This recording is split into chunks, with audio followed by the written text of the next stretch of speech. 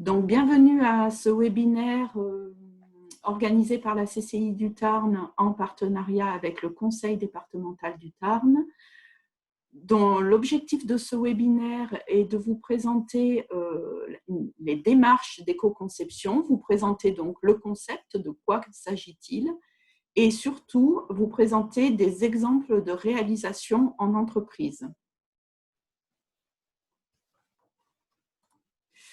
Donc, le programme de ce webinaire, dans un premier temps, on va vous présenter donc les concepts de l'éco-conception et du cycle de vie.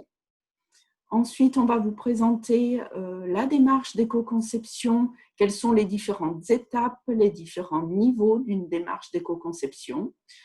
Ensuite, on va vous présenter des réalisations en entreprise et on vous fera un focus notamment sur la réduction des emballages et l'utilisation raisonnée d'emballages et de plastique. On vous présentera les avantages et les retours économiques de telles démarches d'éco-conception. On prendra un petit temps aussi pour répondre à vos questions. Et ce qu'on va faire, ce qu'on vous propose, c'est entre chaque partie de synthétiser je synthétiserai les questions et on les présentera au fil du webinaire, au fil de l'eau. Et je tiens bien sûr à remercier Marie Cussol, ingénieure conseil éco-conception au sein du pôle éco-conception, qui a accepté d'intervenir et de nous faire part de son expertise sur ce sujet. Voilà, merci je vous laisse la main, Marie. Merci beaucoup, Valérie, pour cette introduction. Bonjour à tous, bienvenue du coup à ce webinaire où, comme Valérie l'a très bien dit, on va aborder tous les sujets, enfin pas tous les sujets, mais qu'est-ce que l'éco-conception et toutes les différentes parties qu'elle nous a bien présentées. Alors je vais couper ma caméra pour la présentation de manière à avoir un petit peu plus de bande passante, mais on la remettra, plus tard. Ah oui, il restait une diapositive, Valérie, que je n'avais pas vue. Je ne sais pas si tu veux en dire un mot, c'est l'agenda des prochains webinaires. Non, bon, du coup, vous l'aurez dans l'enregistrement. Alors, arrêtez ma vidéo, voilà. Donc aujourd'hui, le sujet qu'on va aborder ensemble, c'est un peu l'éco-conception. De quoi parle-t-on? Pourquoi on parle d'éco-conception? Qu'est-ce que c'est? Et concrètement, comment ça peut se traduire au travers de produits et d'une démarche méthodologique?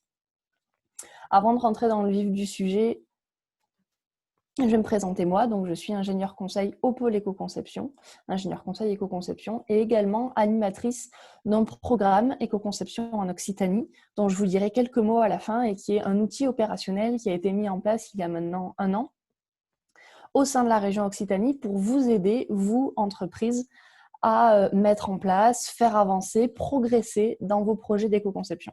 J'y reviendrai un peu plus tard. Avant tout, avant de commencer, je vais vous dire un mot ou deux sur le pôle éco-conception en lui-même. Pour présenter un peu cet organisme. Donc, le pôle éco-conception, c'est une association dont les membres sont uniquement des industriels, des entreprises. Donc, vous pouvez complètement devenir adhérent de cette association. Et l'objectif pour nous, c'est d'apporter à nos adhérents des informations, des notions, des méthodologies sur l'éco-conception. C'est pour cela qu'on est le Centre de ressources nationales pour l'éco-conception, subventionné par l'ADEME pour beaucoup de sujets de ce type-là. Et notre objectif, c'est d'aider nos adhérents à améliorer la performance, aussi bien environnementale que la performance produit d'une entreprise par ce qu'on appelle la pensée en cycle de vie. Dans l'objectif, bien sûr, derrière, de réduire l'impact environnemental de l'entreprise et des produits qu'elle met sur le marché. Alors, cette pensée en cycle de vie, elle est vraiment nécessaire et indispensable à cette réflexion pour réduire l'impact environnemental. Pourquoi ça? Parce que l'idée, c'est de se dire qu'on va l'entreprise va regarder son produit différemment. Elle va se positionner dans une vision plus large de toutes les étapes du cycle de vie qui constituent le produit. On les détaillera un petit peu plus tard. Mais cette vision-là de toutes les étapes va lui permettre de prendre un peu de recul par rapport à son produit, de sortir un peu le nez du guidon, je dirais, et de pouvoir du coup prendre du recul, voir son produit différemment et derrière d'innover, de trouver de nouvelles idées pour l'améliorer et pour mettre en lien toutes ces étapes du cycle de vie les unes avec les autres et de se mettre en lien aussi avec toutes les parties prenantes qui interviennent dans ce cycle de vie. Donc cette première phase, elle est indispensable et on aide vraiment les entreprises à avoir ce recul-là sur leurs produits pour innover derrière. Le deuxième levier qui est indispensable aussi pour pouvoir améliorer cette performance par la pensée en cycle de vie, c'est de s'organiser derrière, une fois qu'on a trouvé de nouvelles idées, pour innover, pour améliorer le fonctionnement du produit dans une perspective cycle de vie. Il faut agir, il faut mettre en place des actions et s'organiser pour les mettre en place de manière cohérente, pertinente. Et c'est pour ça qu'on va aussi aborder le volet du management en cycle de vie pour aider les entreprises à s'organiser, à s'améliorer de manière continue sur l'impact environnemental tout au long du cycle de vie. Et le dernier volet, alors bien sûr, c'est des volets qui sont tous interconnectés les uns avec les autres et sur lesquels il faut avancer en même temps, pour réaliser un projet. Le dernier volet, c'est l'évaluation du cycle de vie parce que prendre du recul, c'est bien pour permettre de voir les choses différemment et d'innover. S'organiser pour mettre en place ces actions, c'est aussi très important, mais il faut aussi également être capable de savoir où on en est du point de vue de l'impact environnemental de notre produit, donc être capable d'évaluer la pertinence environnementale sur tout le cycle de vie et de mesurer ces impacts environnementaux à chaque étape. Voilà quels sont les 3 grands volets sur lesquels nous, on va aider nos entreprises à s'améliorer et à avancer petit à petit à mener leurs projets. Ce cycle de vie dont je vous parle, il est ici et on le verra aussi dans les prochaines étapes de la démarche. Mais c'est vraiment sur cette base-là de perspective de cycle de vie et de diffuser la perspective de cycle de vie dans les entreprises que notre activité est basée. Et c'est pour cela qu'on aide les entreprises de différentes façons ensuite. Mais l'objectif principal, c'est celui-ci. Alors, pour rentrer déjà dans le vif du sujet de qu'est-ce que l'éco-conception, on va commencer par une petite partie, alors peut-être un petit peu théorique, certes, je suis navrée, mais ça permet de vraiment poser quels sont les concepts et qu'est-ce qu'on entend, nous, par éco-conception au pôle éco-conception. Alors déjà, l'éco-conception, je vais commencer par vous présenter une définition assez classique, une définition de la norme ISO 14006, donc c'est la norme qui aide à la mise en place de l'éco-conception dans les entreprises. Et cette définition dit que l'éco-conception, c'est une approche méthodique, donc il y a vraiment une idée de méthode, de méthodologie, de démarche cadrée derrière, dont le but est de réduire les impacts environnementaux négatifs dès la conception du produit, et ce, tout au long du cycle de vie d'un produit ou d'un service. Moi, je vais vous parler plus spécifiquement de produits aujourd'hui.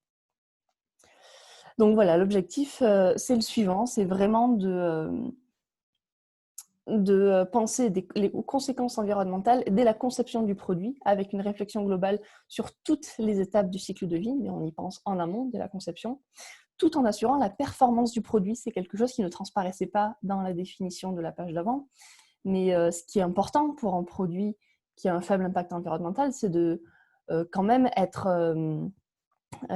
efficace sur le marché. Ce produit, il a une fonction, il répond à des attentes consommateurs et il faut qu'il puisse continuer à répondre à ces attentes-là, continuer à fonctionner du mieux possible, même en ayant réduit ses impacts environnementaux. On a coutume de dire au pôle éco-conception qu'un bon produit éco-conçu, c'est un produit qui va remplacer un produit non éco-conçu sur le marché. Il y a vraiment cette notion de remplacement. C'est un produit qui, sur le plan communication, sur le plan marketing, est très performant, pour montrer que non seulement on a permis de réduire les impacts environnementaux du produit, mais en plus, il fonctionne toujours aussi bien, voire mieux qu'un produit dont on n'aurait pas fait attention à ses impacts environnementaux.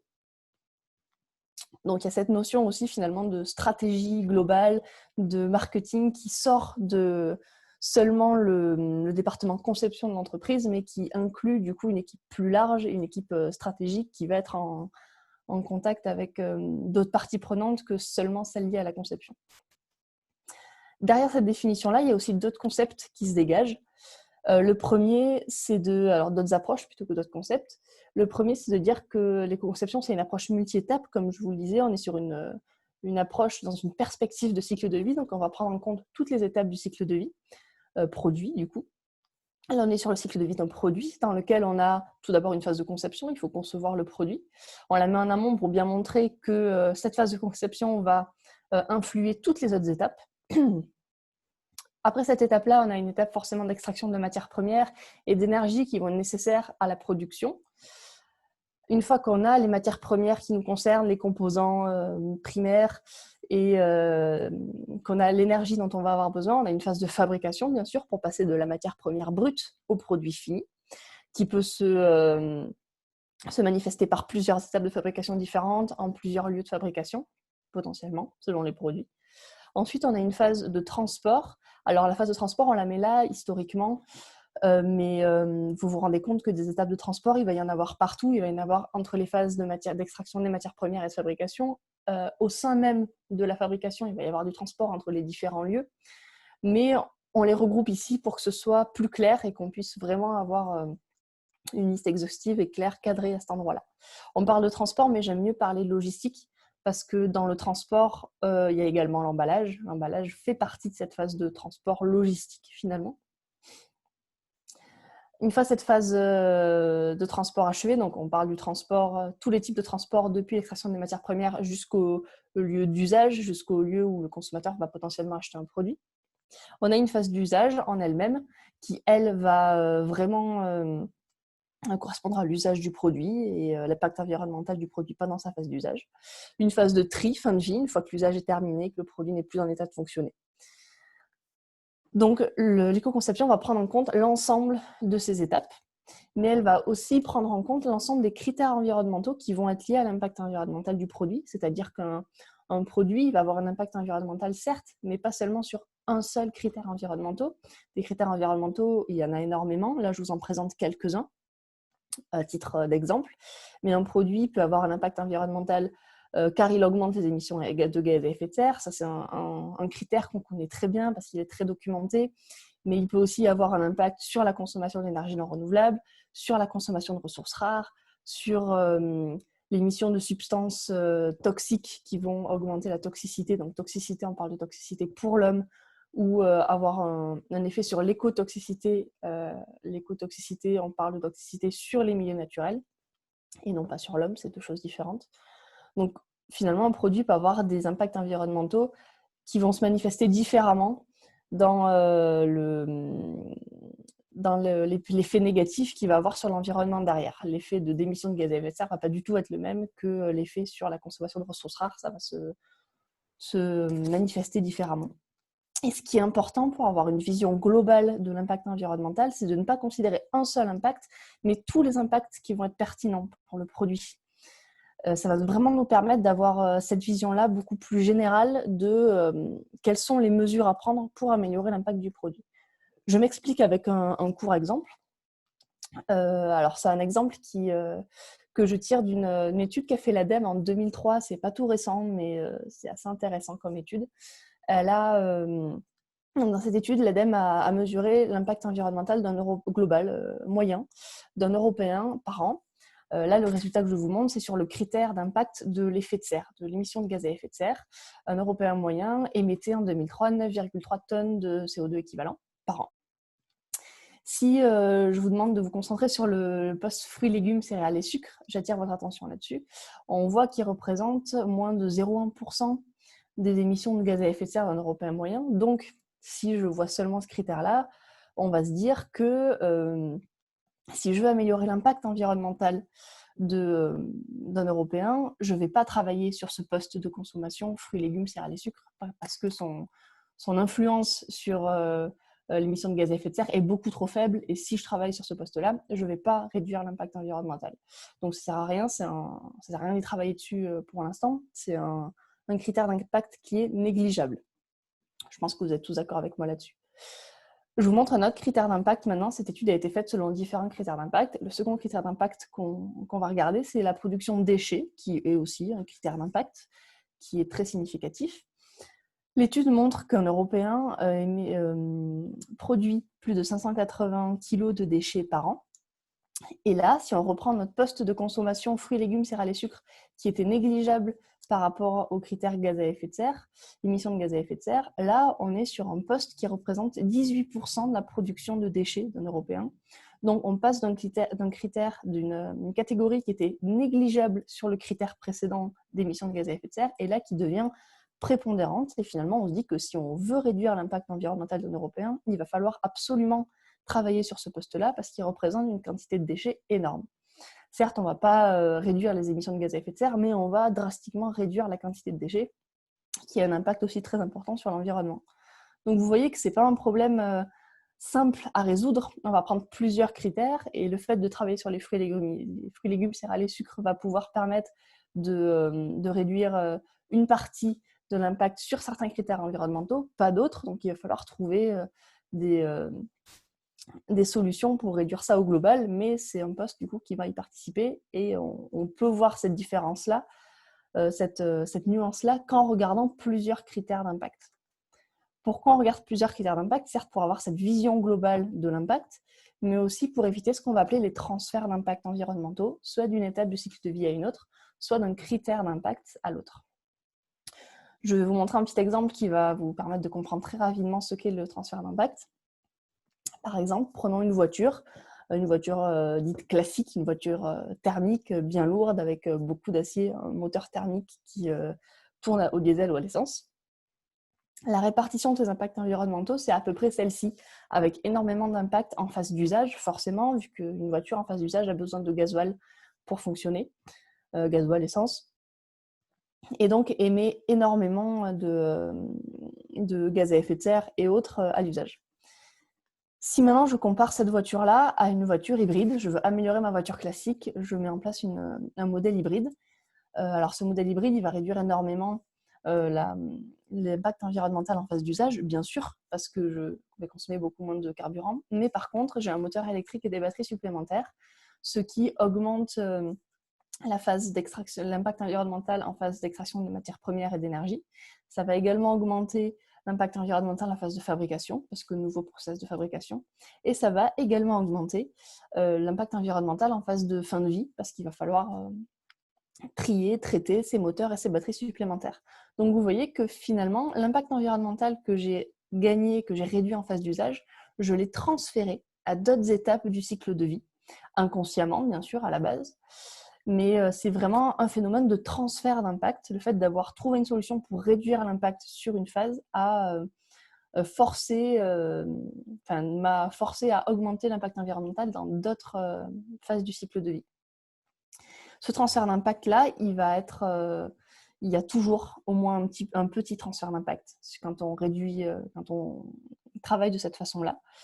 Mais le fait d'avoir cette vision globale va nous permettre de repérer ces transferts d'impact-là, de les limiter au maximum, et surtout de vérifier qu'on a toujours une balance d'impact qui au final sera positive. C'est vraiment ça qui est important, c'est d'avoir une balance d'impact environnemental au final qui est positive. Ou alors de faire des choix, de dire je choisis de réduire l'impact en phase d'usage, même si je sais très bien que j'augmente ailleurs. Ce transfert d'impact, il existe d'une étape du cycle de vie à l'autre, mais il va aussi exister d'un critère d'impact à l'autre. Là, si je reprends mes deux voitures classiques et hybrides, la voiture hybride va réduire énormément mon impact environnemental sur le critère effet de serre, vu que je vais consommer moins de carburant. Mais par contre, et consommation d'énergie non renouvelable également. Mais par contre, on va augmenter l'impact environnemental sur les critères d'acidification, de consommation de ressources rares et de toxicité, parce que j'ai besoin de nouveaux métaux et de nouveaux process de fabrication qui augmentent l'impact sur ces critères-là. La question derrière, c'est finalement quel produit est le meilleur? Est-ce qu'il vaut mieux réduire l'émission de gaz à effet de serre ou augmenter l'acidification? Quel est le meilleur choix possible pour améliorer mon produit? Et là, on aborde la dernière approche de l'éco-conception, certainement la plus importante, qui est de dire qu'en éco-conception, il va falloir faire des choix, il va falloir faire des compromis avec, entre d'un côté, les contraintes environnementales, le fait de vouloir réduire l'impact environnemental, sur quoi je vais le réduire, comment je peux le réduire, et d'autre part, toutes les autres contraintes inhérentes à une entreprise, des contraintes de coût, de délai, de faisabilité technique, de demande client, de maîtrise des technologies.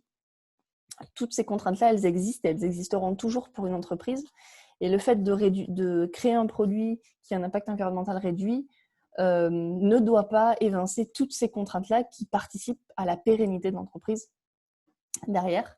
Et ce qui va être important du coup pour l'entreprise, c'est de vraiment faire un compromis entre un produit qui va être meilleur d'un point de vue environnemental, qui va être plus propre, je dirais, mais de notre côté, qui va quand même correspondre aux attentes du marché, qui va quand même être faisable par l'entreprise, qui va peut-être la mettre dans des positions de challenge et la forcer à chercher de nouvelles solutions, mais qui va quand même ne pas mettre en danger la pérennité de l'entreprise derrière.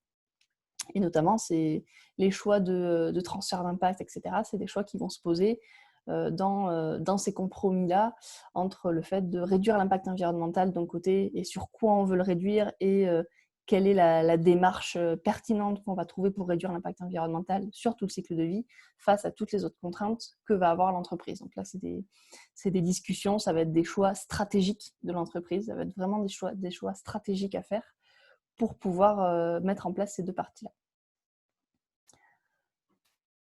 Donc voilà tout ce qu'on pouvait dire déjà dans un premier temps sur la partie conceptuelle de qu'est-ce que la démarche d'éco-conception. Alors pour résumer rapidement, ce qui est surtout important de retenir, c'est que là on est sur une approche d'éco-conception d'un produit ou d'un service. On va avoir une réflexion sur toutes les étapes du cycle de vie. On va aussi avoir une réflexion sur l'ensemble des critères environnementaux pertinents du produit pour justement avoir cette vision globale de l'impact environnemental. Ça va nous permettre de mieux faire attention au transfert d'impact d'une étape du cycle de vie à l'autre ou d'un critère d'impact à l'autre. Et toutes ces notions-là, on va aussi les prendre en compte dans une approche de compromis entre, d'un côté, toutes les contraintes environnementales et le fait de réduire l'impact environnemental, et d'autre part, toutes les autres contraintes inhérentes à l'entreprise qu'il va falloir respecter malgré tout. Voilà pour cette première partie. Valérie, est-ce qu'il y a déjà des questions à ce niveau-là auxquelles il serait intéressant de répondre ? Alors, pour le moment, nous n'avons pas de questions sur cette partie-là, sur cette partie présentation des concepts. Okay, pas de questions de la part des participants. Donc, je vous propose de poursuivre. Très bien, alors je poursuis. Il y aura peut-être des questions par la suite. Donc, je vous ai donné une vision un petit peu conceptuelle, théorique de ce qu'est l'éco-conception. Ce qui est intéressant maintenant, c'est de voir concrètement comment ça marche, quelle est la démarche qu'on va mettre en place derrière ça et d'avoir quelques exemples finalement de produits éco-conçus. Les étapes de la démarche, telles que nous on la voit et on l'a construite au pôle éco-conception, c'est celle-ci. Alors, je vais balayer les étapes rapidement. La première étape, et certainement la plus importante, c'est de cadrer la démarche. Forcément, avoir une étape où on va prendre un temps avec l'entreprise pour réfléchir, pour identifier le contexte de l'entreprise, identifier les enjeux pour l'entreprise de se lancer dans une démarche d'éco-conception, ce qu'elle risque, ce qu'elle peut engager, quelles sont ses forces et ses faiblesses par rapport à ça. Quel est aussi l'état du marché aujourd'hui? Est-ce qu'il y a des réglementations qui la poussent à faire de l'éco-conception ou pas? Où en est la concurrence? Où en est l'acceptabilité marché pour des produits ayant un impact environnemental réduit? C'est plein de questions à se poser pour un peu voir si l'entreprise va être en position de force ou de faiblesse par rapport à l'éco-conception et ce qu'elle va risquer à mettre en place un projet de ce type. Ça va aussi permettre de dimensionner le projet d'éco-conception, tout simplement, savoir si l'entreprise va être prête à investir 1 000 euros, 10 000 euros, 100 000 euros dans la démarche et jusqu'où elle veut aller. On verra après qu'il y a plusieurs niveaux d'éco-conception et c'est ce qui va aussi être choisi à ce moment-là de la démarche. Dans cette étape-là, on va aussi choisir un produit. Une entreprise qui fait plusieurs types de produits, elle ne va pas lancer une démarche sur tous ses produits à la fois parce que ça risque de s'y perdre. Par contre, ce qui peut être intéressant, ça va être de dire quel produit je choisis pour commencer à entrer dans une démarche d'éco-conception. Lequel je vais éco-concevoir en premier.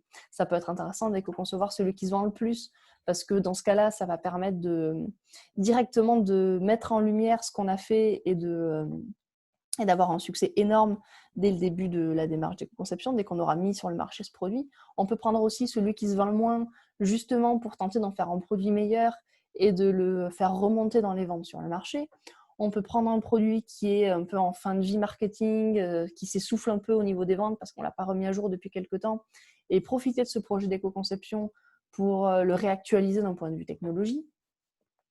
On peut prendre le produit sur lequel il y a le plus d'attentes clients aussi pour répondre aux attentes du client, mais on peut aussi se dire je prends le produit que je vends le moins et sur lequel il y a peu d'attentes parce que comme ça, si je rate mon projet, j'engage pas toute toute l'entreprise et je ne vais pas faire couler toute l'entreprise avec moi en prenant le produit que je vends le plus. Il y a plein de stratégies possibles pour choisir un produit, mais vous voyez, je viens de le dire, on parle de stratégie, de choix de produit. Qui dit stratégie dit du coup chaîne de décision assez haut placée dans l'entreprise parce qu'on est vraiment de nouveau sur cet aspect stratégique de l'éco-conception, de se dire que finalement, pour que le projet soit réussi, il faut que cette décision, elle vienne pas seulement de l'équipe de conception, mais qu'elle soit soutenue et qu'elle soit partagée par la direction de l'entreprise directement. Donc voilà, une partie pour cadrer un petit peu ce qu'on va faire, où on veut aller dans l'éco-conception. Une fois qu'on sait où on veut aller, jusqu'où et avec quoi, on va définir dans l'étape B d'où on part, quelle est l'évaluation environnementale de mon produit à l'instant T. Si je veux améliorer un produit, on va prendre la version précédente d'un produit et faire une évaluation environnementale de cette situation-là, de ce produit-là. Quels sont ses impacts environnementaux, sur quelles étapes du cycle de vie, et du coup, ça nous permet de savoir sur quoi travailler en priorité derrière. Si on développe un nouveau produit, c'est également possible de mettre en place cette méthodologie, mais ce qu'on va prendre comme référence, ça va être, par exemple, les premières hypothèses qu'on a fait pour créer ce produit, comment on compte le faire, et puis derrière, sans l'avoir réalisé vraiment, on va essayer d'améliorer tout ça. Ou alors, on va prendre des produits similaires sur le marché ou un produit concurrent et avoir cette évaluation environnementale-là.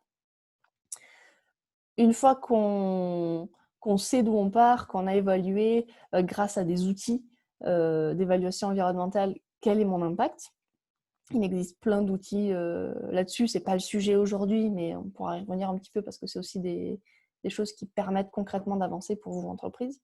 Une fois qu'on sait d'où on part, on va chercher des pistes d'éco-conception, tout simplement. On sait où sont nos impacts environnementaux, on sait un peu où on doit agir. Et là, on va essayer de trouver des pistes pour améliorer notre produit. Qu'est-ce qu'on pourrait mettre en œuvre pour réduire l'impact environnemental du produit? Alors, on va pouvoir se retrouver avec des solutions très terre à terre, comme réduire la quantité de matière, réduire la consommation. Oui, mais comment concrètement on peut faire derrière? Ou alors, on va aussi pouvoir aller sur des choses plus créatives, plus innovantes. C'est là qu'on va vraiment pouvoir innover et trouver de nouvelles solutions pour améliorer le produit sur tout le cycle de vie. Trouver de nouvelles solutions, même si on a des idées qui peuvent paraître farfelues au début, c'est ce qui va nous permettre d'avancer et ce qui va vous permettre derrière d'avoir des produits plus intéressants. Une fois qu'on a fait émerger énormément d'idées, qu'on a été créatif, qu'on a plein de pistes potentielles d'éco-conception qui peuvent permettre de réduire l'impact, on va recentrer tout ça dans une étape qu'on appelle, alors non pas aide à la décision, mais plutôt de décision, tout simplement. On a plein de pistes et là maintenant on va resserrer on va choisir seulement certaines pistes, celles qui vont être les plus pertinentes au regard du contexte, de ce qu'on a mis en avant dans l'étape A et au regard de ce qui est faisable ou pas sur notre produit. On va vraiment revenir dans le contexte et se dire ok, concrètement maintenant, qu'est-ce que je vais pouvoir mettre en place sur mon produit? Qu'est-ce qui va être cohérent dans une perspective de cycle de vie? Est-ce que j'aurai bien traité toutes mes étapes? Est-ce que le fait de réduire la consommation d'énergie, c'est bien faisable d'un point de vue technique? Est-ce que changer de mode de transport en allongeant mes délais de livraison, c'est bien faisable d'un point de vue acceptabilité client, etc.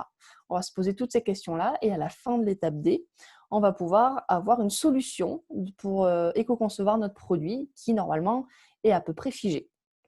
Une fois qu'on a cette solution figée, on va vérifier, bien sûr, que nos points de vue environnementaux, elles tiennent la route, qu'on soit vraiment meilleur d'un point de vue environnemental. Donc, on va faire une évaluation environnementale comparative par rapport à la situation de référence, avec les mêmes outils et les mêmes hypothèses. Et enfin, une fois qu'on est sûr que notre produit est meilleur d'un point de vue environnemental et qu'il a une vraie histoire, une vraie cohérence parce qu'on l'a construit comme ça, on va pouvoir le mettre sur le marché, en informer nos collaborateurs en interne, nos fournisseurs et aussi communiquer aux clients tout simplement. Donc cette phase de communication, elle est vraiment importante parce que c'est celle qui va permettre de faire que le produit soit performant sur le marché et qu'il soit réellement vendu. Et réussir une démarche d'éco-conception, ce n'est pas fabriquer un produit éco-conçu, c'est le vendre, c'est réussir à créer de la valeur, du chiffre d'affaires pour l'entreprise avec ce produit-là. Donc cette étape de communication, elle est partie intégrante de la démarche d'éco-conception, vraiment. C'est là qu'on aborde aussi l'étape de stratégie parce qu'on va sortir du département de conception. Ce n'est pas la conception qui va faire la communication. Il y a des départements spécialisés pour ça dans l'entreprise et il faut vraiment les inclure aussi dans cette démarche-là pour qu'elle soit pertinente, cohérente et qu'elle vaille la peine et qu'elle soit réussie derrière. Voilà un peu pour toutes les étapes de la démarche. Comme je vous le disais, dans l'étape A, on va un petit peu voir un peu où on va, jusqu'où on peut aller dans l'éco-conception. Ça, c'est directement lié à une question qu'on s'est posée ensuite, qui est finalement un produit éco-conçu, c'est quoi? Comment on définit un produit éco-conçu? Éco-conçu un peu, beaucoup. Comment est-ce qu'on va pouvoir comparer aussi deux produits éco-conçus alors qu'on n'a pas pris les mêmes stratégies? C'est des vraies questions qu'on s'est posées il y a quelques temps. Et de ça, alors une des solutions qu'on trouve très intéressante, c'est de dire que finalement, il y a plusieurs niveaux d'éco-conception. Alors, c'est pas nous qui avons créé ça, hein, bien sûr, mais c'est une approche qui est assez intéressante parce qu'elle montre que finalement, on peut faire de l'éco-conception à différents niveaux. On peut investir avec un petit investissement et quelques moyens. On peut déjà faire de l'éco-conception à un niveau d'amélioration du produit. On va juste améliorer un produit existant pour qu'il soit moins impactant. Mais on peut aussi aller plus loin en reconcevant complètement le produit, en le repensant différemment pour réduire son impact. Le niveau suivant, ça va être un niveau où on va dire, mais finalement, notre produit aujourd'hui, c'est ça. On fait par exemple une chaise, mais une chaise, à quoi ça sert? Ça sert à s'asseoir, à supporter un poids. Comment est-ce qu'on peut rendre cette fonction différemment en réduisant l'impact environnemental? Donc, on va remonter à un niveau supérieur par rapport au produit. Finalement, le produit, à quoi il sert et comment on peut rendre cette fonction différemment. Et le dernier niveau, ça va être de dire finalement, mon entreprise fabrique des chaises. Quelle est la place de mon entreprise dans la société? Quel est le service que je rends? À quoi je sers? Et finalement, comment je peux exister, avoir une activité rendant cette fonction-là, mais différemment. Quel nouveau système je peux trouver pour réduire l'impact environnemental globalement de mon entreprise et de la fonction que je rends. Donc, on va encore aller un niveau au-dessus. Vous voyez que cette échelle-là, elle n'est pas cloisonnée, on peut passer d'un niveau à l'autre. Bon, entre le niveau 1 et le niveau 4, il y a de très grosses différences, mais entre le niveau 2 et le niveau 3, on peut des fois passer de l'un à l'autre de manière assez linéaire. C'est des façons de voir les choses. Mais en tout cas, on a vraiment deux approches, d'éco-reconception de produits à l'éco-innovation de produits, où on va vraiment innover en voyant le cycle de vie différemment. Je vais vous donner des exemples sur ces différents niveaux-là. Peut-être que ça vous aidera à mieux comprendre. Alors déjà, le niveau 1, tout simplement, on parle d'amélioration du produit. Comment je peux garder mon produit, garder le visuel, garder le maximum de choses, mais réduire son impact environnemental. C'est des choses qui ont été faites, je vais essayer de prendre des exemples qui vont au maximum dans le domaine de l'emballage et du plastique pour que vous voyez un petit peu où ça se situe tout ça. La réduction de la quantité de matière dans un emballage, en réduisant l'épaisseur notamment, c'est une démarche d'éco-conception de niveau 1, où on va prendre le même produit, prendre une boîte de bonbons, mais on va l'améliorer, réduire sa quantité de matière, changer un petit peu son design, la façon dont on la monte, pour réduire son impact environnemental. Là, c'est ce qui a été fait en réduisant l'épaisseur du carton, on a réduit la quantité de matière utilisée, donc on a réduit l'impact environnemental. C'est ce qui a été fait aussi sur les bouteilles d'eau il y a quelques temps, notamment par Cristalline, je pense que ça vous parle, où au final, vous vous êtes rendu compte que depuis quelque temps, la bouteille est beaucoup plus souple. C'est clairement ce qui a été fait. On a réduit l'épaisseur de la bouteille. Alors, on a aussi un petit peu réduit le confort d'utilisation parce que quand la bouteille est pleine, elle se plie facilement et l'eau déborde vite. Mais ce qui a été fait à la base, c'est un choix pour réduire la quantité de plastique utilisée dans la bouteille en faisant un compromis sur l'expérience utilisateur qui fait que c'est moins facile à prendre en main. Donc, on a aussi cette notion de compromis qui rentre en jeu dès ces phases-là, finalement. Dès les phases d'amélioration de produit, on peut déjà faire des compromis sur d'autres fonctions et sur les fonctions du produit. Ces solutions d'éco-conception d'emballage, il y en a plein, là je vous en montre une. On a écrit nous-mêmes un guide sur l'éco-conception des emballages avec quelles stratégies on peut mettre en œuvre. Et Éco-emballage, aujourd'hui Citeo, a aussi une expertise dans finalement comment améliorer vos emballages pour réduire son impact environnemental. L'étape suivante, c'est l'étape de reconception de produit. Finalement, on prend un produit, comment on peut le reconcevoir pour améliorer son impact. Pour aborder ce sujet-là, je vais vous parler d'une chaise de bureau de l'entreprise Steelcase qui a été, alors c'est pas un projet qui est tout jeune, mais il a le mérite d'être très parlant et d'avoir des exemples très intéressants.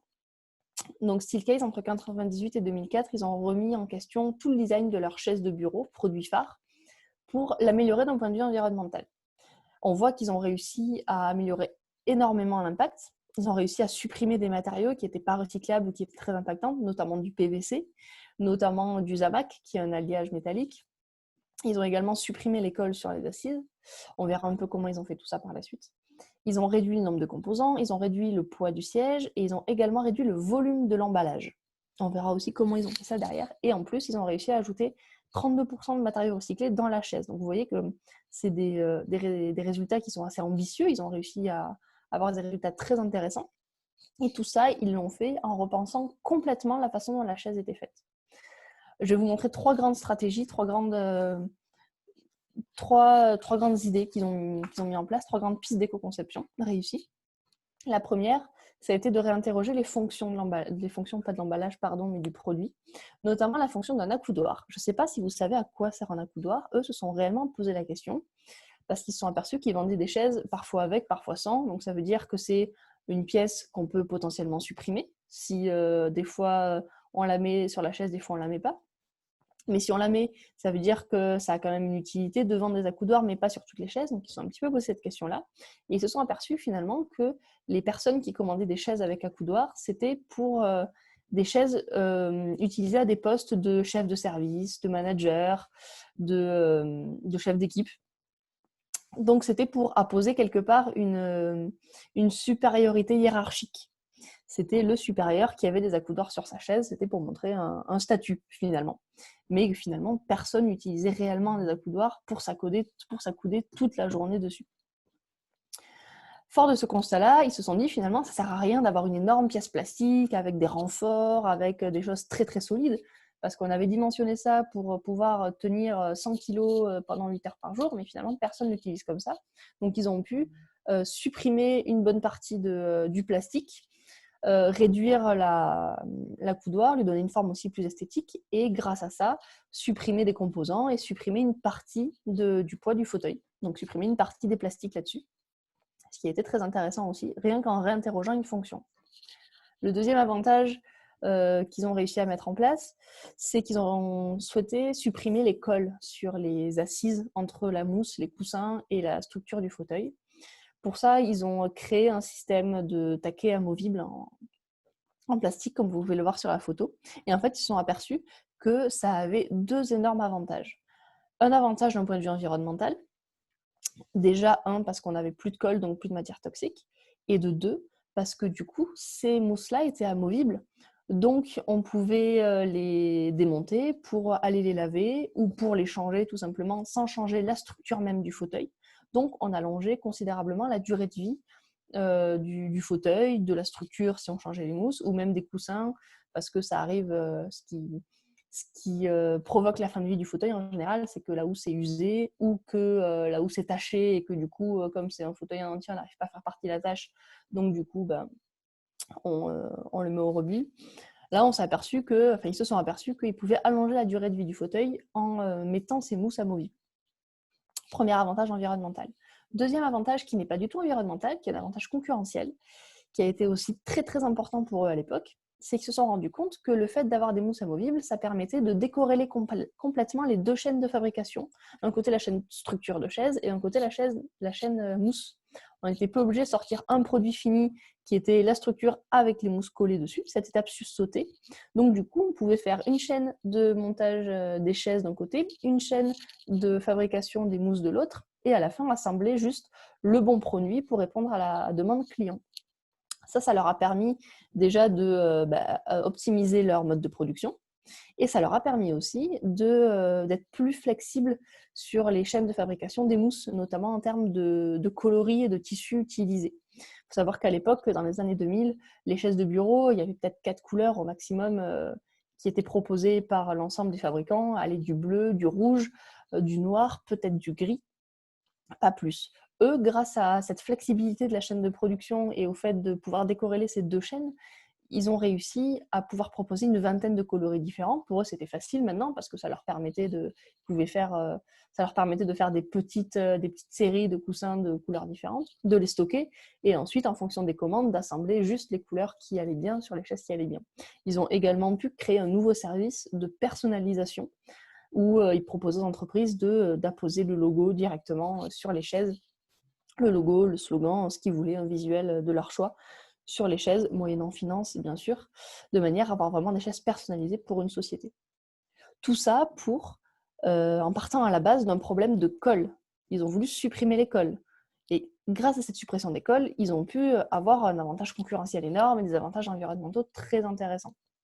Vous voyez comment une réflexion peut aller très loin derrière finalement et qu'on est vraiment sur un aspect stratégique. Le dernier avantage, le dernier point, ça a été de réduire l'emballage. Comment ils ont fait? Alors à la base, c'est une entreprise qui vend à des entreprises, des professionnels. Donc on est sur des commandes de 100, 200 chaises facilement. Et ils avaient fait le choix jusqu'à maintenant d'emballer le produit monté, comme sur la photo de gauche là. Mettre le produit entier monté dans un carton. À la réception, l'entreprise avait juste à enlever le carton et la chaise était prête à aller derrière le bureau et à être utilisée. Pourquoi ils faisaient ça? Pour éviter de livrer 200 chaises, à devoir monter. Quand on livre 200 chaises, tous les collaborateurs doivent mettre la main à la pâte pour monter eux-mêmes leurs chaises. Ça n'a pas d'intérêt, c'est pas confortable pour le client. Là, ils ont décidé de faire un compromis à nouveau entre d'un côté le confort de dire à l'utilisateur vous recevez la chaise montée, vous avez juste à enlever le carton, et l'inconfort de monter complètement la chaise. Ils ont décidé de prendre le juste milieu, de faire un compromis et de laisser au client une étape de fabrication qui est de remonter le dossier, de fixer le dossier à la barre en fer que vous voyez sur l'étape de la photo de droite là. Et le fait de pouvoir basculer ce dossier à l'emballage et au transport, ça permet de réduire la taille du carton d'un tiers. Donc tout simplement en ajoutant une étape de montage, ils ont pu optimiser énormément la place que prenait la chaise dans le carton. Et grâce à ça, ils ont pu avoir un volume d'emballage inférieur de 30%. Et donc faire des économies énormes sur déjà la quantité de matière de carton utilisée, mais aussi la logistique, la quantité de camions utilisés pour livrer leurs produits partout dans le monde. Donc encore une réflexion qui a permis de réduire l'emballage, mais vraiment en parlant cette fois, ils n'ont pas travaillé seulement sur l'emballage et la nature de l'emballage, mais vraiment sur comment le produit interagissait avec l'emballage. Et c'est ça qui est important quand on parle d'emballage, c'est de vraiment pas prendre en compte l'emballage tout seul, mais prendre en compte un couple produit et emballage. Et c'est les deux ensemble qu'il faut éco-concevoir. Ce couple produit-emballage et pas seulement l'emballage. Il y a vraiment cette notion de dire que l'emballage a des fonctions par rapport au produit qu'il emballe. Et c'est ces fonctions-là qu'il faut essayer de travailler pour trouver de nouvelles solutions, dont ça, par exemple, est une solution très intelligente, quelque part. Voilà pour ce qu'on peut faire au niveau 2. Au niveau 3, qu'est-ce qu'on peut faire rapidement? Je vais vous donner un indice suivant. On est sur une innovation de fonction. Donc, comment on peut prendre un produit qui rend une fonction et changer un petit peu cette fonction-là. Pour ça, je vais vous montrer l'exemple d'une entreprise qui a voulu créer un nouveau concept pour faire du lave-vitre automobile. Alors, le lave-vitre automobile, tout le monde sait qu'on achète des bidons de 5 litres de cette façon-là et on les met dans la voiture pour laver le pare-brise. Eux, c'est une entreprise qui, à la base, fait tout ce qui est compaction de poudre. Ils sont spécialistes dans la compaction de poudre pour tablettes de lave-vaisselle, tablettes de machines à laver, etc.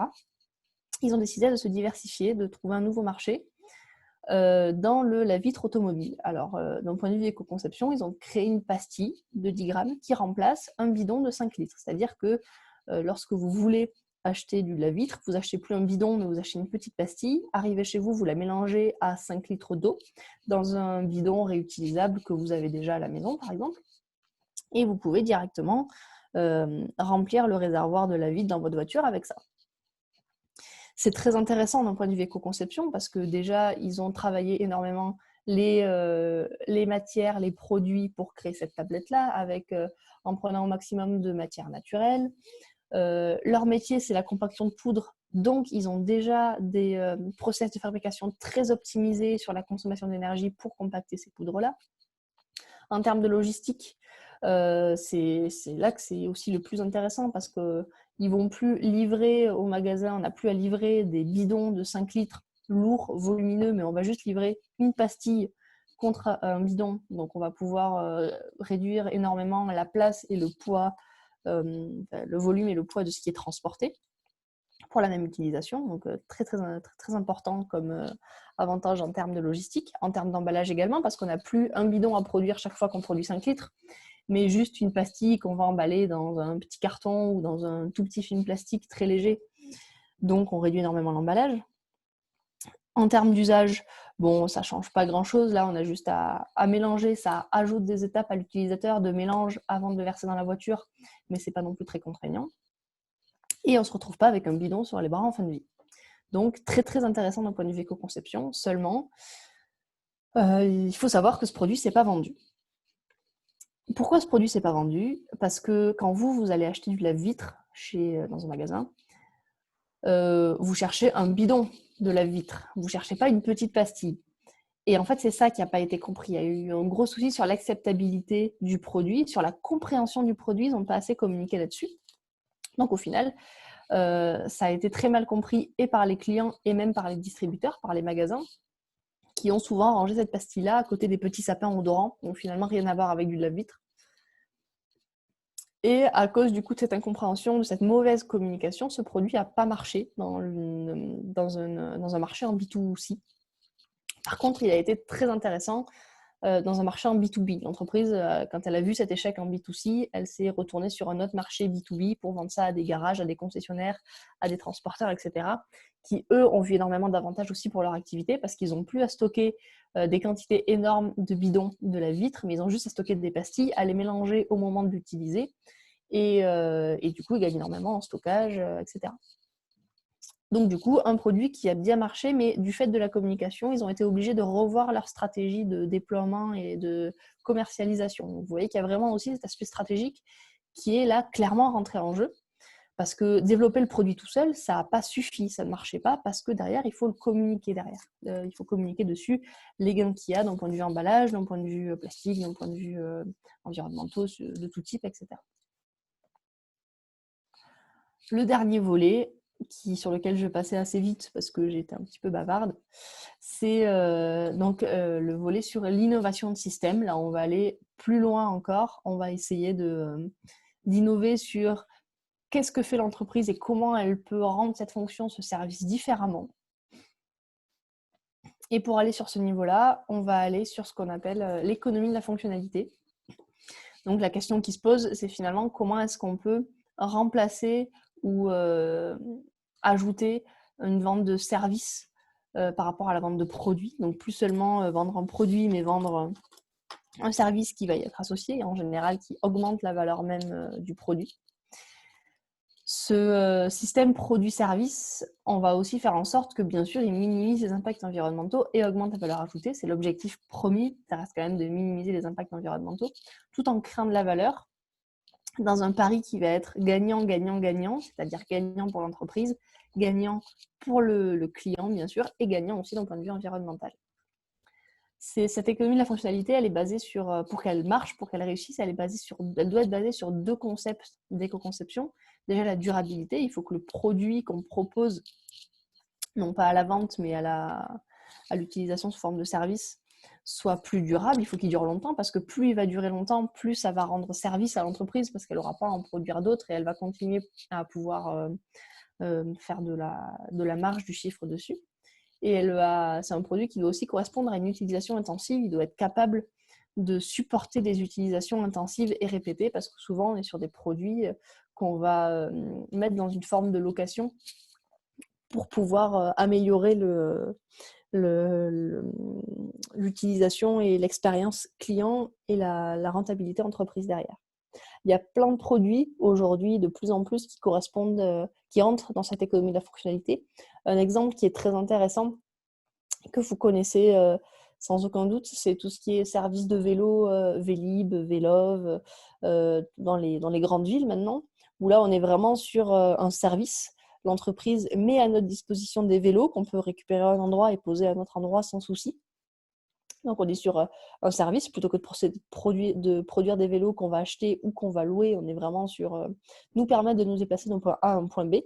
Le but de l'entreprise, c'est ça. Et elle permet de faire ça grâce aux stations de vélo et à l'entretien des vélos qu'elle met à disposition. Et ces vélos, ils correspondent bien à ces deux orientations d'éco-conception-là, qui est la durabilité. Ces vélos, il faut qu'ils durent longtemps parce que si l'entreprise doit les changer toutes les 3 semaines, ça n'a pas de sens pour elle d'un point de vue financier. Et ces vélos, il faut aussi qu'ils correspondent à une utilisation intensive. Et d'ailleurs, vous vous rendez bien compte que les vélos qu'on voit dans ces stations-là, ce n'est pas du tout le genre de vélo qu'on peut acheter, nous, particuliers, pour notre usage personnel. C'est des vélos qui sont très robustes, avec des pneus très costauds, des freins très costauds, peu de vitesse, mais qui vont dérailler très peu, même jamais. Voilà, des vélos qui sont vraiment faits pour durer, pour être réparés facilement par les personnes, pour qu'il y ait une maintenance très rapide et très facile à faire.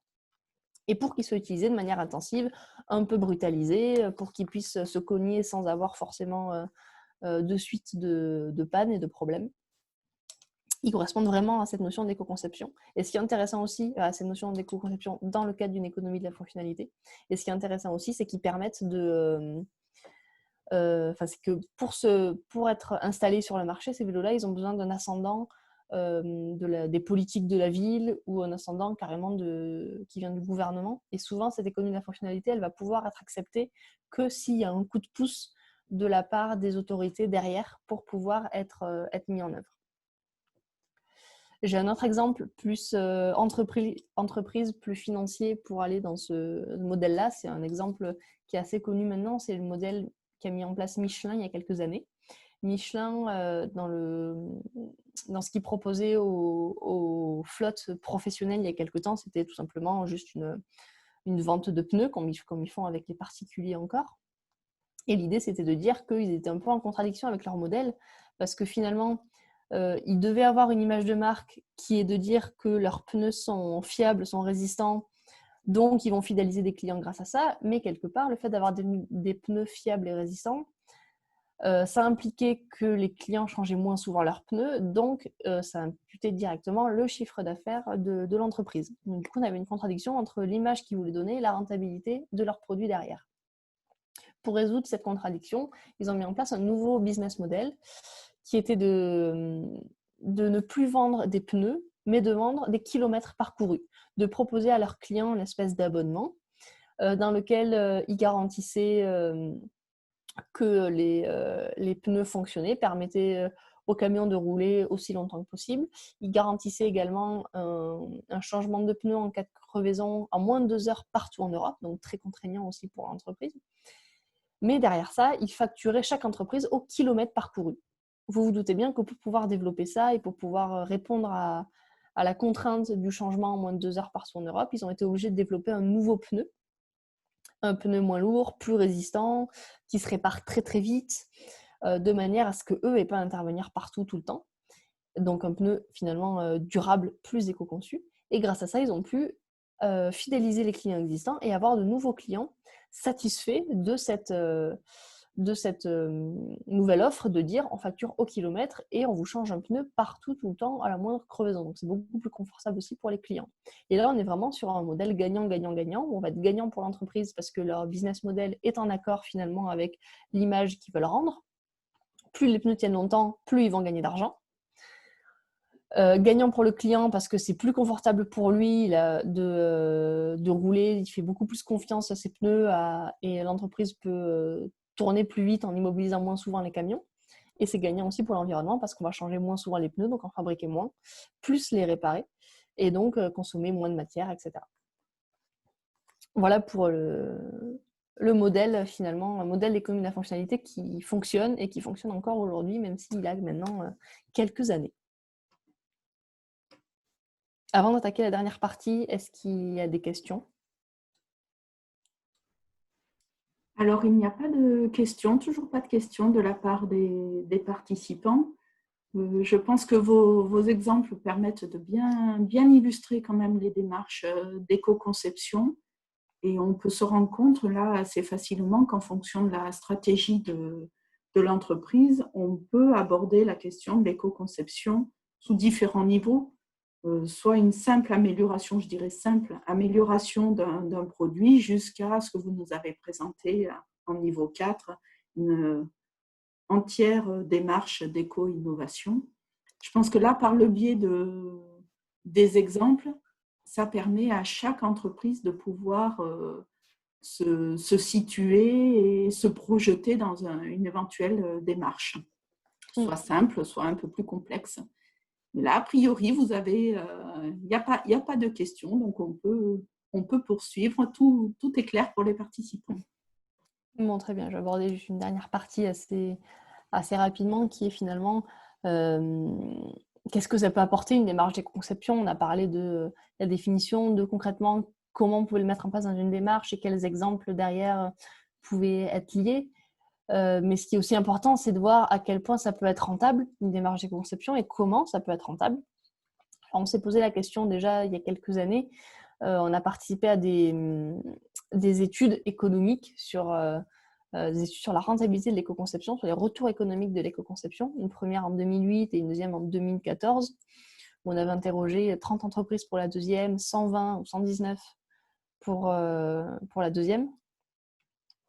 Depuis, il y a d'autres études qui sont sorties, bien sûr. Il y en a une en 2017 qui a été faite par l'ADEME, mais qui présente plus des exemples de projets rentables qu'une étude statistique, comme ça a pu être fait en 2014, et c'est ce que je vais vous présenter. Et il y en a une autre qui est en projet pour 2021 ou 2022. Ces résultats, certes, ils ne sont pas tout jeunes, 2008-2014, mais ils ont le mérite d'être encore très parlants aujourd'hui parce qu'ils correspondent exactement à la situation qu'on observe encore dans les entreprises. Alors, pour vous montrer rapidement le panel des entreprises participantes à ces études-là, moi, ce que je vais vous montrer surtout aujourd'hui, c'est les résultats de l'étude de 2014 parce qu'il y a beaucoup d'entreprises qui ont participé et ça montre statistiquement ce qu'on peut retrouver comme ce qui peut se dégager des résultats et des projets d'éco-conception.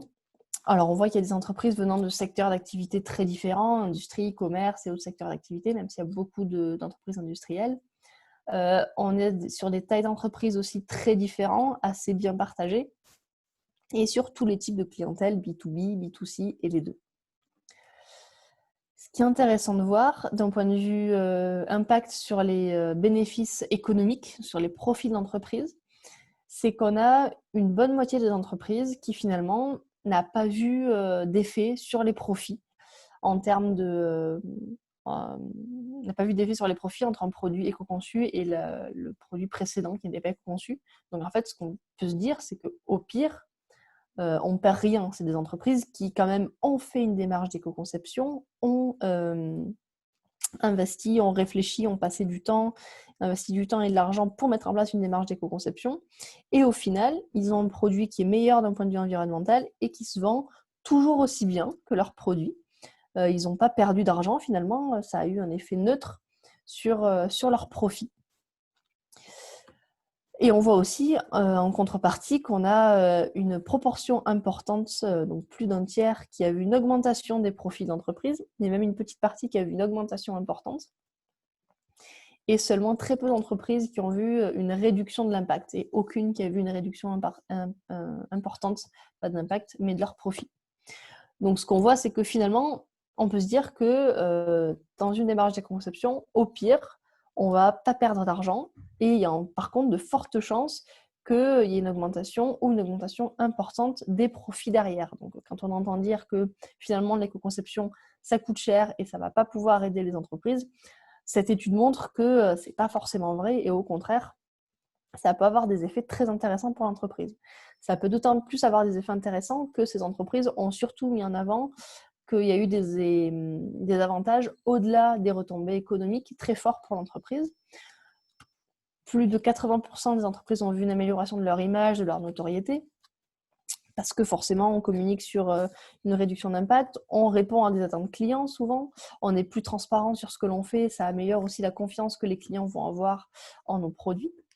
On a également vu une grosse augmentation de la motivation et de la fierté des salariés. Plus de 40% des entreprises ont remarqué ça, tout simplement parce qu'on les implique souvent. Si on veut vraiment avoir une démarche de conception construite, on va impliquer la majorité de l'entreprise, donc la majorité des salariés, et redonner du sens, de la fierté aux employés par la modification un peu de leurs objectifs, pardon, et de leur travail. Et on a aussi une meilleure relation avec les clients, bien sûr, de nouveau, c'est lié à l'amélioration de l'image finalement, où on va avoir une meilleure relation, car une meilleure relation de confiance, une meilleure transparence dans la communication et dans les produits qu'on met sur le marché. On voit aussi une plus grande capacité à développer de nouveaux produits parce que maintenant on sait comment innover au sein de l'entreprise, plus de facilité à recruter du personnel parce qu'on donne un sens différent aussi à leur métier, et une meilleure collaboration interservices, ce qui est aussi important et lié au fait qu'on amène beaucoup d'entreprises, beaucoup de services à travailler ensemble pour faire un projet construit.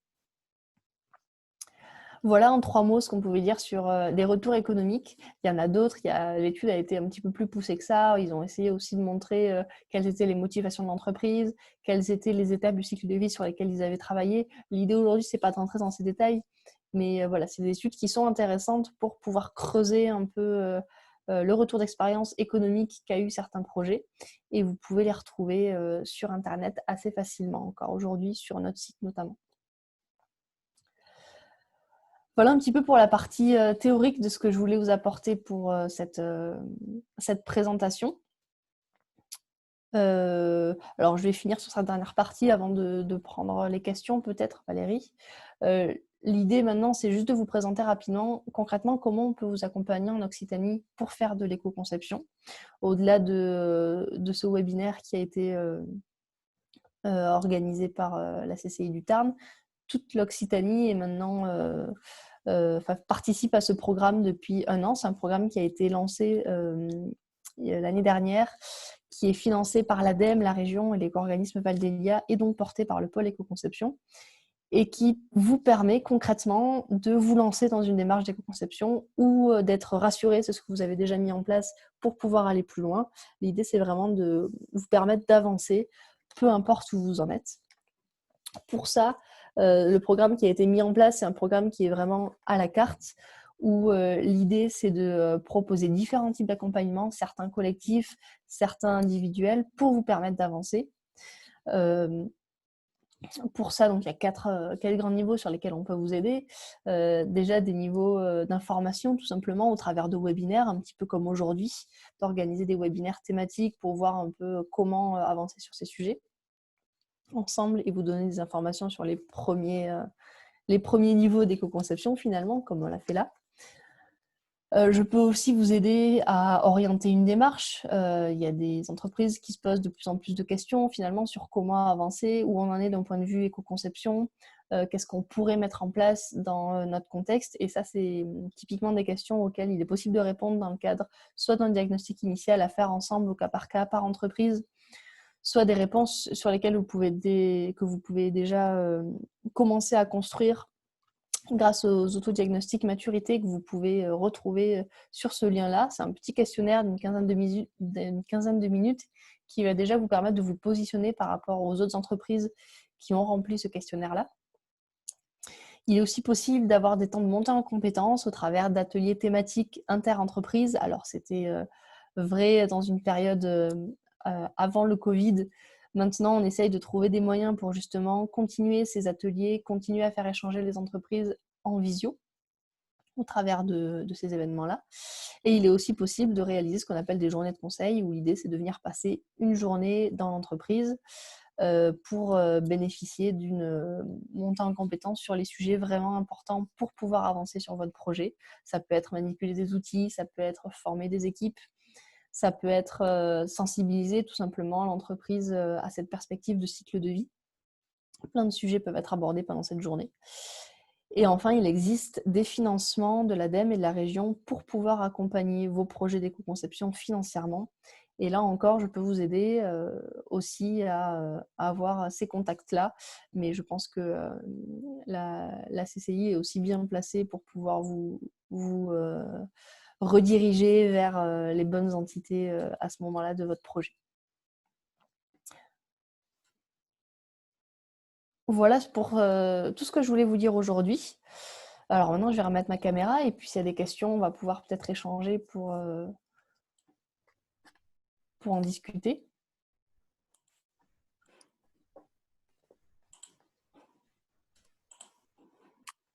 Alors, il n'y a pas plus de questions, donc je pense que votre intervention a été très très claire. Si, je viens d'avoir une question arrivée. Qui arrive. Oui, oui, oui. Bonjour. Peut-on revenir sur le schéma des différentes étapes de la Oui, démarche? bien sûr. Alors, Et attendez. expliquer notamment l'étape B, évaluation environnementale d'une situation de référence, et également l'étape E, évaluation environnementale comparative. Je n'ai pas bien saisi la différence entre les deux. Bien La sûr. B et la E. Alors, l'idée, c'est qu'au début de la démarche, on va être sur une évaluation de référence parce que notre but, c'est d'améliorer l'impact environnemental d'un produit. Pour avoir cette notion d'amélioration, il faut avoir une mesure de l'impact environnemental au début pour savoir où sont nos impacts au début du projet, au début du produit, sur une situation de référence finalement, pour savoir d'où on part d'un point de vue impact. Et derrière, du coup, on va mettre en place des actions pour réduire l'impact environnemental. Mais pour être sûr qu'on a réduit l'impact environnemental, il faut le vérifier, il faut le mesurer derrière. D'où cette évaluation environnementale comparative, où on va comparer l'évaluation de référence, on va comparer le produit de départ, de là où on est parti, et on va comparer la nouvelle solution qui réduit l'impact environnemental pour bien vérifier qu'on a eu une réduction d'impact environnemental entre les deux parties, entre les deux produits finalement. C'est ce qui permet de valider qu'on a vraiment fait une démarche d'amélioration de l'impact environnemental du produit. Pour ça, il faut que l'évaluation environnementale à l'étape E soit meilleure que le résultat soit meilleur que le résultat de l'évaluation environnementale à l'étape B, bien sûr.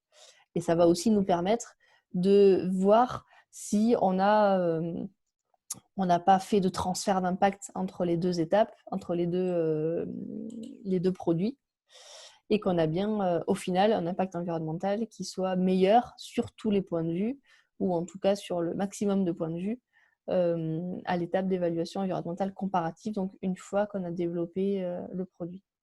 Est-ce que c'est plus clair comme ça?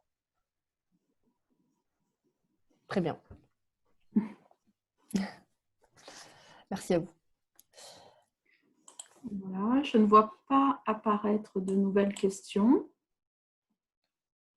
Alors, désolée, je ne peux pas réenclencher ma vidéo. Apparemment, peut-être que Marie, vous avez la main pour… Mais j'ai pas l'impression que ça je me dit puisse… que l'animateur l'a arrêté. Bon, ce n'est pas grave, on m'entend. Donc, effectivement, il n'y a pas de questions complémentaires. Merci pour tous ces éclairages, en tout cas, Marie. Et on voit bien qu'une démarche d'éco-conception ne s'arrête pas à un impact finalement positif sur l'environnement, c'est également un impact positif au niveau économie pour l'entreprise. Enfin, vous l'avez montré, c'est soit un impact neutre, soit un impact positif dans la majeure partie des cas. Ça peut être également des bénéfices au niveau social. J'ai vu une grande motivation de la part des salariés. Ça peut être également une meilleure image, bien sûr, de l'entreprise. Donc, on voit que dans la majeure partie des cas, l'impact positif est positif sur plusieurs volets pour l'entreprise.